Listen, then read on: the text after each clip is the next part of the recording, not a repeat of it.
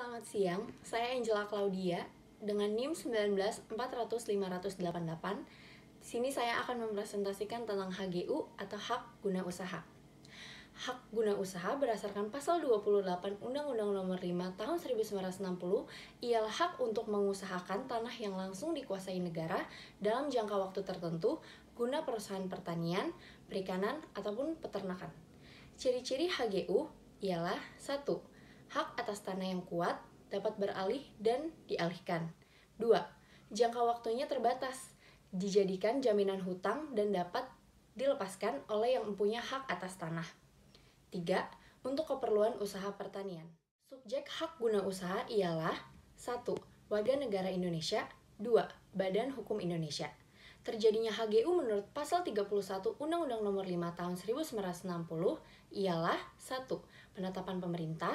2. Konversi terjadinya HGU karena penetapan pemerintah. Pejabat yang berwenang memberikan HGU menurut PMDN Nomor 6 Tahun 1972 ialah Menteri Dalam Negeri dan 2. Gubernur. Terjadinya hak guna usaha karena penetapan pemerintah, permohonannya dapat diajukan kepada 1.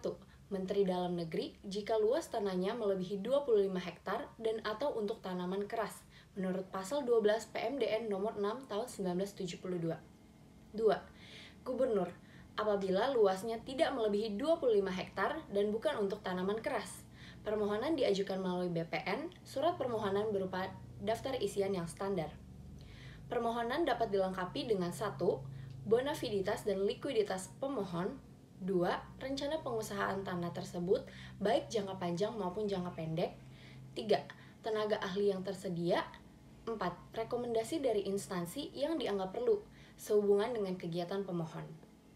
Hak guna usaha yang telah didaftarkan dalam buku tanah, kemudian pemohonnya mendapatkan sertifikat hak guna usaha. Sertifikat tersebut berfungsi sebagai surat tanda bukti pemegang atau pemilik hak guna usaha. Peralihan hak guna usaha dapat dipindahtangankan kepada pihak lain dengan syarat peralihannya dapat dengan perbuatan hukum, misalnya jual beli, tukar menukar, atau hibah. Peralihan harus ada izin dari instansi yang berwenang. Peralihannya juga harus dilakukan dengan akta yang dibuat oleh PPAT khusus untuk hak guna usaha tanah perkebunan. Peralihan hak guna usaha harus didaftarkan ke kantor pendaftaran tanah. Pembebanan. Hak guna usaha dapat dijadikan jaminan hutang, misalnya seperti hipotek. Hapusnya hak guna usaha menurut pasal 34 Undang-Undang Nomor 5 Tahun 1960 memiliki syarat 1. Jangka waktu berakhir. 2. Karena suatu syarat yang tidak dapat dipenuhi. 3.